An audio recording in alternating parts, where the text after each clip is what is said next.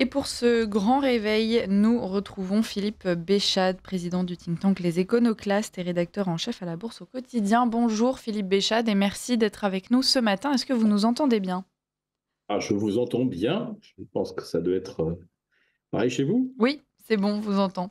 Alors, on vous reçoit pour parler donc de ce budget proposé par François Bayrou. Il en avait tracé les grandes lignes en juillet de cette année. Il a confirmé cela hier, assorti donc d'un vote de confiance qui aura lieu le 8 septembre.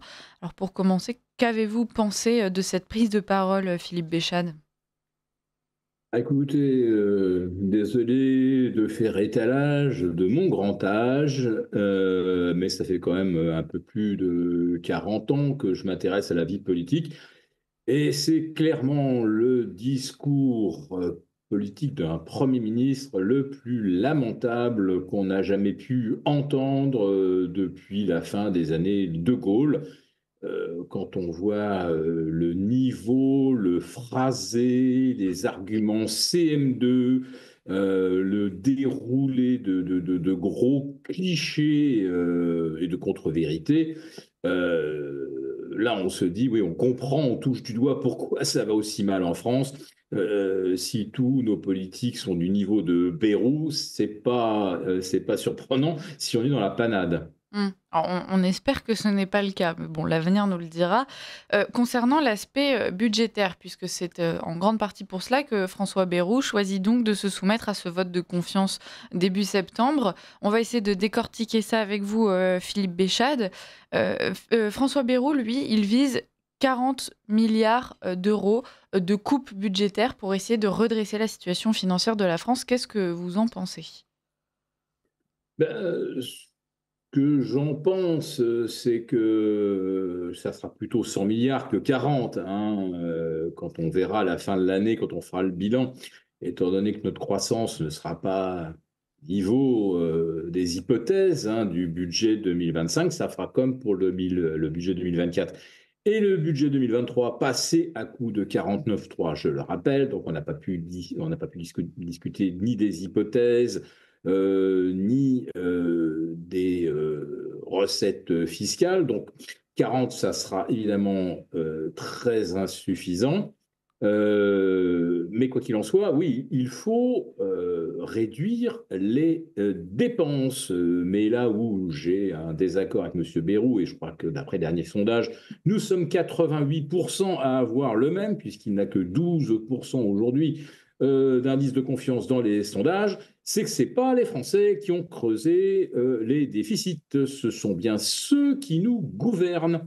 Et si on doit chercher 40, 60 ou 100 milliards d'économies, j'aimerais d'abord qu'on commence par m'expliquer où sont passés les impôts des Français qui ont été attribués à l'Ukraine. Alors, je ne suis absolument pas contre le soutien des Ukrainiens, qu'on soit très très clair, mais les rumeurs font état peut-être de 25 à 30% de notre argent qui aurait été détourné. Mmh. Alors, si on prend comme hypothèse que la France aurait versé déjà un peu plus de 50 milliards à l'Ukraine, si vous prenez un tiers de cette somme, ça fait déjà 15 à 16 ou 18 milliards qui auraient disparu. C'est quand même fâcheux. Il y a les énergies renouvelables dont nous n'avons nul besoin. Nous avions une capacité nucléaire de production nucléaire lorsque M. Macron a été élu en 2017, qui permettait de couvrir tous les besoins de l'industrie, des citoyens, et même d'exporter vers la Suisse, l'Allemagne et vers l'Angleterre. Nous n'avions pas besoin d'une seule éolienne, ni d'un champ de panneaux photovoltaïques supplémentaires pour faire du décarboné. Monsieur Macron a saboté la filière nucléaire puisqu'il parlait de fermer une dizaine de réacteurs à l'horizon 2035. Et nous nous sommes lancés dans la construction de champs d'éoliennes, etc. Ce qui nous a coûté, comme dirait Monsieur Macron, une blinde. Donc, pour économiser de l'argent, il aurait déjà fallu commencer par ne pas faire du renouvelable non pilotable. Ça nous a coûté non pas des dizaines, mais des centaines de milliards. Nous n'en avions absolument pas besoin. Autre économie, combien nous coûtent les fameux cabinets conseils, on l'a compris, largement participé à l'élection de M. Macron dans le dos de François Hollande à l'époque. Et le retour d'ascenseur, ce sont des dizaines de milliards depuis 2017, hein, qui sont comme ça donnés à des gens qui sont censés nous aider à bien gérer la France, car ils ont une expertise tellement meilleure que celle de nos énarques qu'ils remplacent.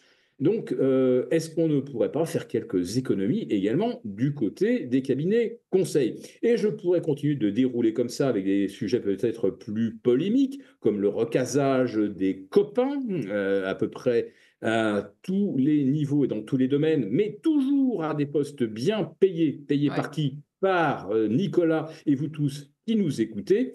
Et puis, il y a des illégaux que nous logeons gratuitement, que nous soignons. Et là, ce n'est pas par dizaines, mais c'est par dizaines de milliers. Ça nous coûte également des milliards. Bref, de tout Environ plus de 50 milliards. Plus de voilà. 50 De milliards pour tout le poste de cela, M. l'immigration, par exemple. Bayrou ne nous a pas parlé. Mm. Le seul responsable, le seul coupable, alors, c'est les Français.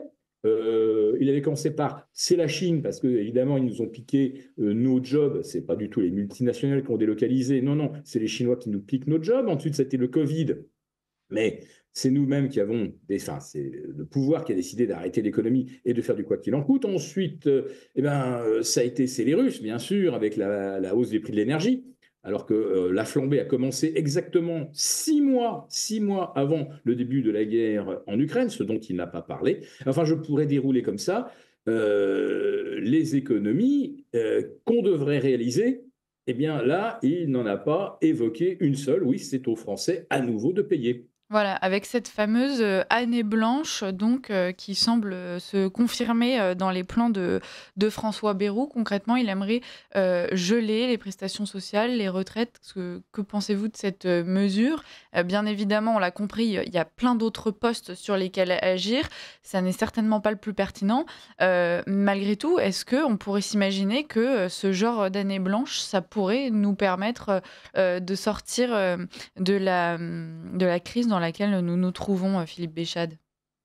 Bah, si on ne change pas le logiciel, c'est mettre des rustines sur une chambre à air qui est criblée de trous.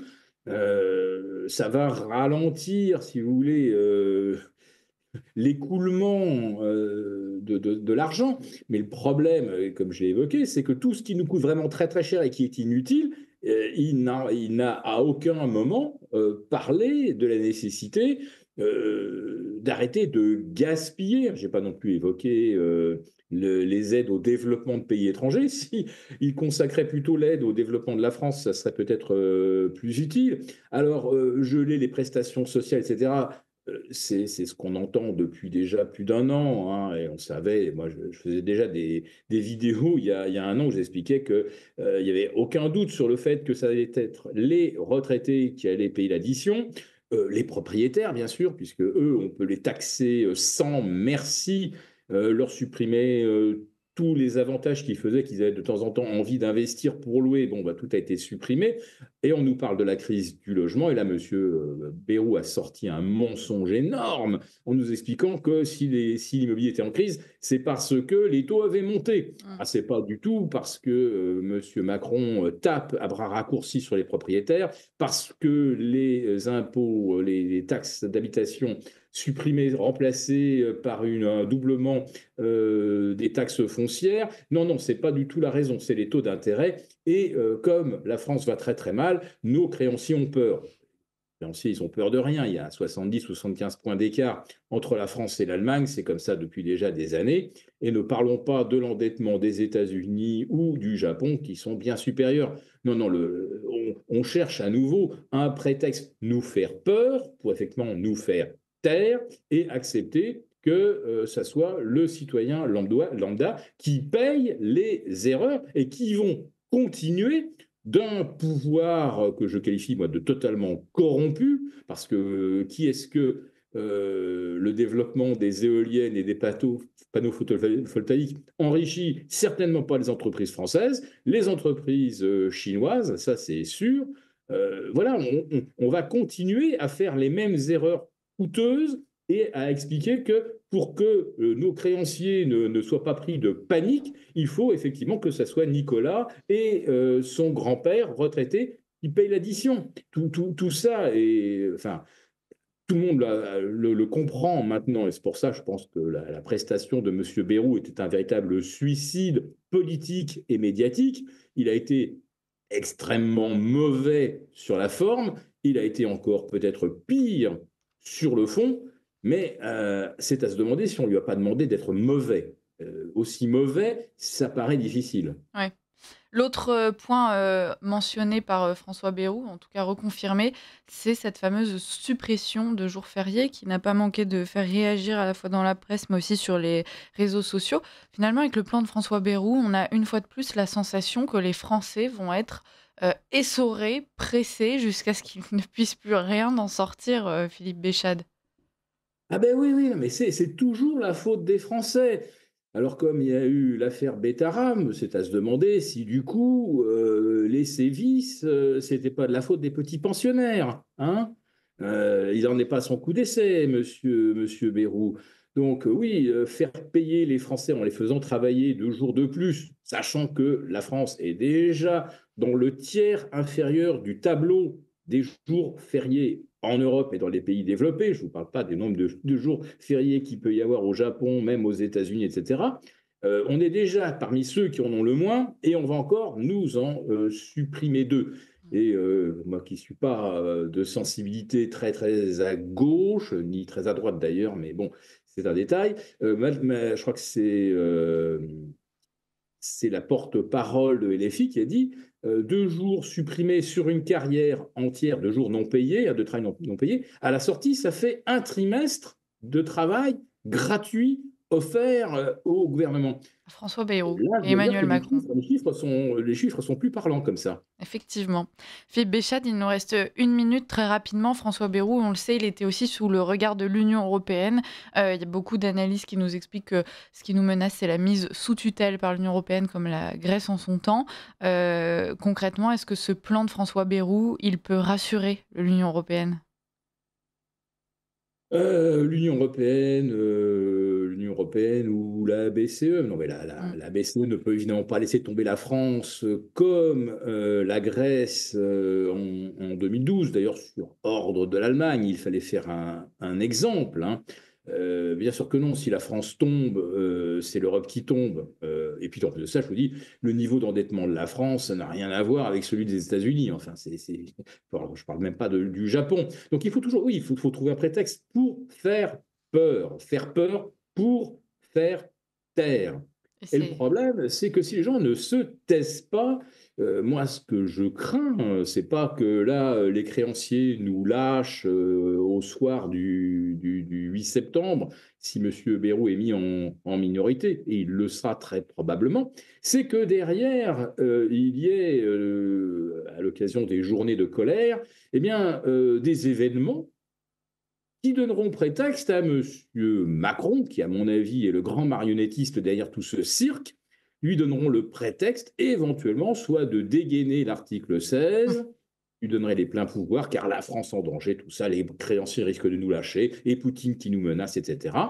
Ou alors, il s'arrange pour que le Rassemblement national prenne les rênes et leur colle, évidemment, des bombardements plein les pattes, de telle sorte qu'en 2027, eh bien, le RN soit complètement discrédité. Oui, quoi qu'il en soit, effectivement, nous sommes habitués à ce gouvernement par la peur de la part d'Emmanuel Macron et de ses amis. Philippe Béchade, merci beaucoup d'avoir été avec nous pour, déblayer, tout ça. On vous retrouvera très bientôt. Vous êtes un invité, régulier de Ligne droite, donc merci et à très vite.